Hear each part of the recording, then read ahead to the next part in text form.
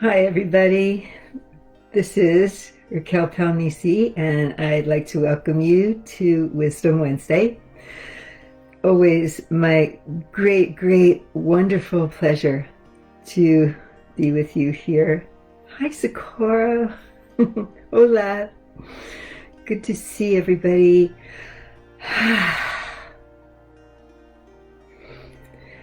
Whenever these Wisdom Wednesdays come along, I feel myself dropping into a collective energy that is very wide ranging.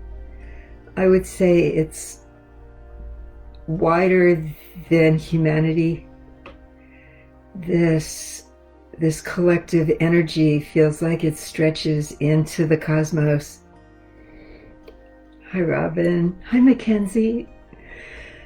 It stretches out beyond our planet, beyond our collective experience as humans. It stretches into the realms of spirit. It calls out to all that there is in creation. So drop in with me, if you will. Take some breaths. Open to something that's bigger than you are.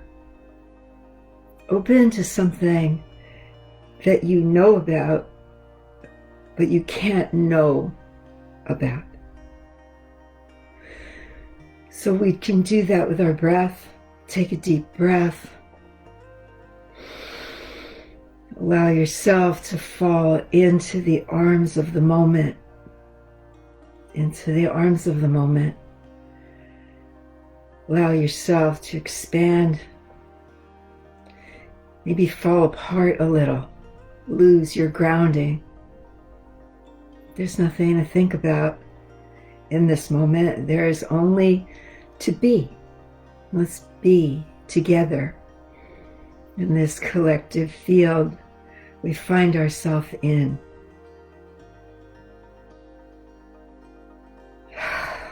Breathing deeply, feeling some release on the out-breath,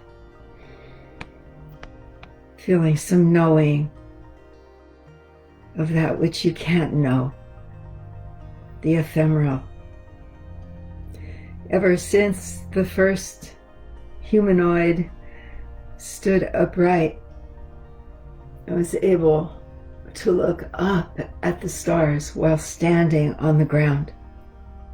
This is the vision I have. That very first being, with feet planted to the ground, on the earth, glancing upward, becoming fascinated with the stars twinkling back at her. That first wonderment about what is this? This very human consciousness that began at that moment to integrate into human life, that sense of wonder, of mystery. Hi, Tanny. That sense of awe at the vastness of the heavens. That very first human that wondered is alive in each one of the billions of us right now. And you can feel that aliveness inside yourself. Feel that sense of wonder. And also, it's really important to look at how all that gets overshadowed, especially right now, with this avalanche of thinking, of worrying, of trying to figure out how to be. This thinking, these images that keep passing through our minds, some of them quite scary. What does the future look like? How am I going to raise my children? How do I work? How do I feed my family? And if those aren't your worries, there's more kind of esoteric things that are flashing at us. What's happening to my world, my planet, my country? What's going on with the people? Why are we fighting? Why do we have this need to stay in conflict always? This need to be better or wiser or smarter than the other person. And we become embroiled in these thought streams that keep circulating and looping. They can be terrifying. They can be numbing. They can be also very beautiful. We find new ways to live. We do. We are amazing in that way. Some of us have experience. I know people that I've worked with are celebrating this year as being a transformational time for them, as hard as it is.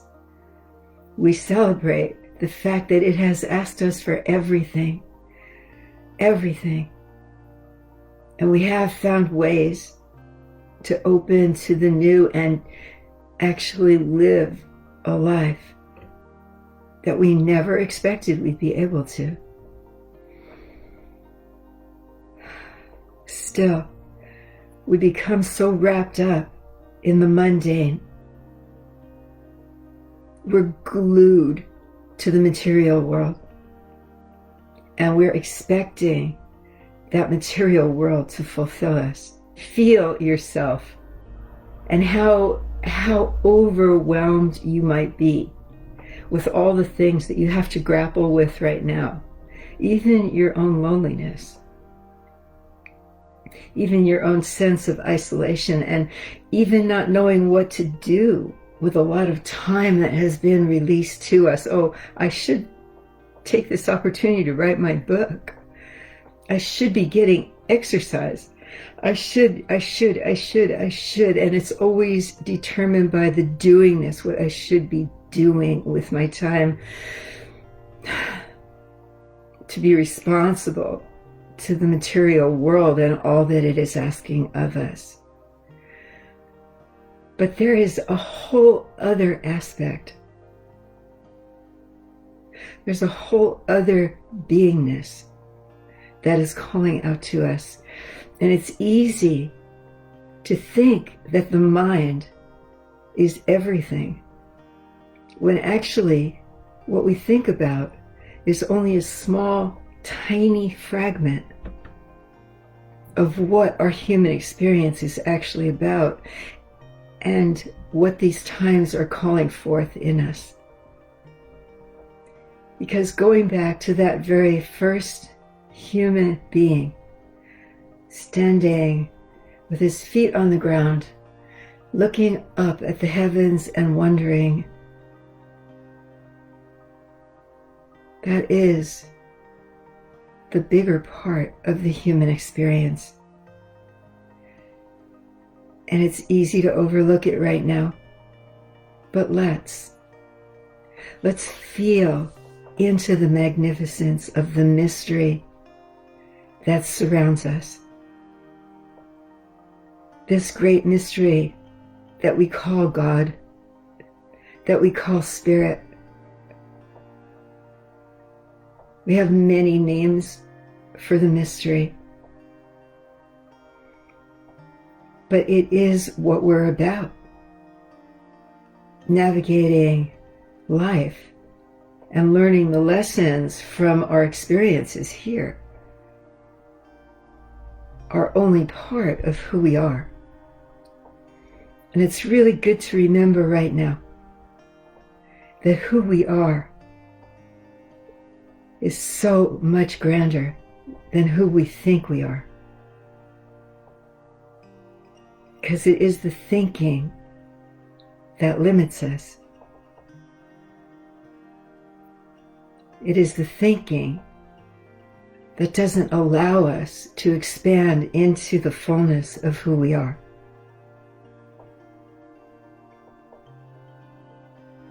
It is the thinking too much that keeps us small and keeps us worried. Life as we live it cannot answer the higher callings of our heart. So if you will, stay with me on this. Feel yourself as a spirit being right now. We have many things that we need to change and shift. We have many ways that we need to be.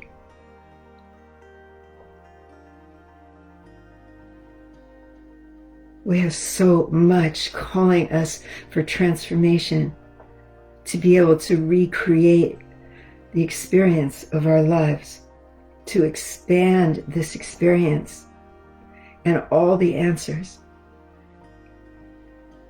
to how to invite all of this to come in. All of it lies in the mysteries, in the universal forces that are guiding and offering themselves to help us become all that we are and all that we're meant to be, to help us stay in the wonder and the awe, to remind us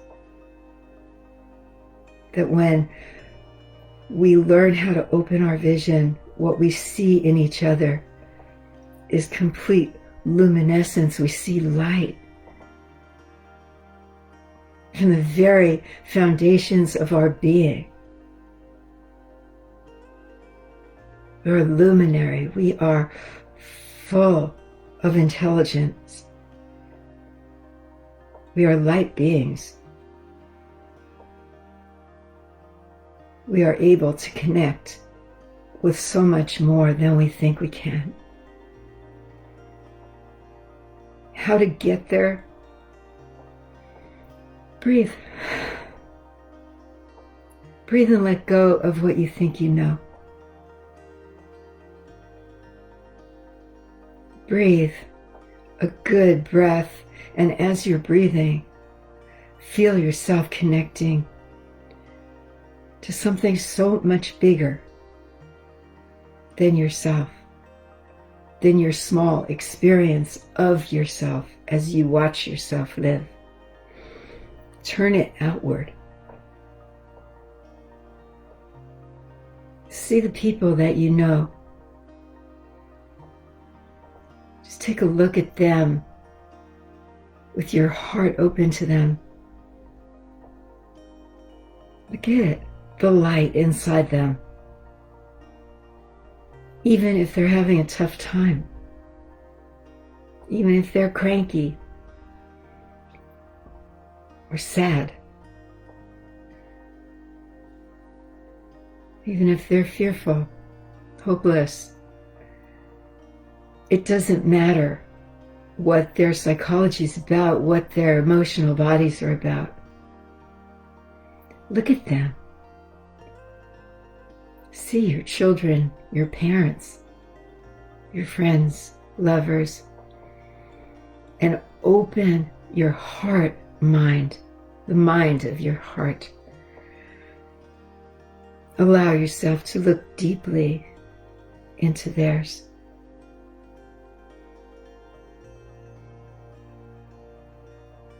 And be ready to have an experience of inner sight turned outward, of looking through your God eyes that you have, and you know you do. Mostly we're afraid. It's not that we don't know how to access these things. It's that we don't believe it. We don't believe we have these capacities at all. We will spend a lot of money going to gurus and people that we think have this ability to open to their light bodies. You do too. Will you take responsibility for that? Will you answer to a higher authority than your own ego or your own fear blasting stories at you about your limitations, about the limitations of our society, of what's possible? Are you willing to think beyond? Beyond.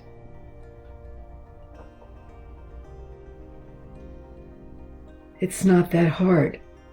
It's really not that difficult at all. You have a choice about how you want to see and how you want to receive. If you want to receive with an open heart, it doesn't mean that you're a big ball of mush,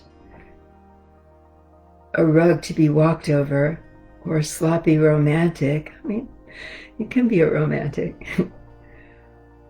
An open heart, when you see through the eyes of your heart and think with the mind of your heart, that means you're looking at a bigger picture. You're willing to explore dimensionality. You can look at that rock outside on your path, on your trail, as a rock. There it is, a gray, inanimate object. Or you can stop at that rock. You can touch it. You can allow the spirit inside that rock to show itself to you. You can know that it's not magic. You can know that you have the capacities to communicate with all levels of life. All levels of life. Whether we have ascribed life to a rock or not, it has life. You know it. I know it. We just need to find the ways to remind ourselves of the awe, the curiosity, the connection that we have to all things, seen and unseen here. People come to me and ask me all the time, how do you see energy? How do you perceive energy? My answer is always simple. Just look and look and open your heart and invite it to show itself to you. Communicate. Let your vision fuzz over a little so you're not trying to understand. But see. You can see what's emanating out of me right now. It's not hard. It's only to trust your perceptions. We are involved in the mystery whether we want to or not. But of course we want to. Of course we want to. Why wouldn't we? How can we say, I don't care about that, when everything in us, all that is gifted to us, is about opening to that? When we were the tiniest of children, we played with invisible friends. We saw things in the air. We were fully engaged in the mysteries of life. And why not? Why not? So remember, please remember, as we're going through these avalanches of thoughts, images, stories, as we're figuring out how to be in our lives, how to make money, all the rest of the stuff. Remember, that is a teeny part of who we are. Let's balance it with our true knowing, our heart's knowing that there is so much more to us, and that much more to us informs and enlivens the way we open to life. Many of us are teaching our children at home right now. They're sitting there trying to learn their math and how to write stories and all the rest of the things.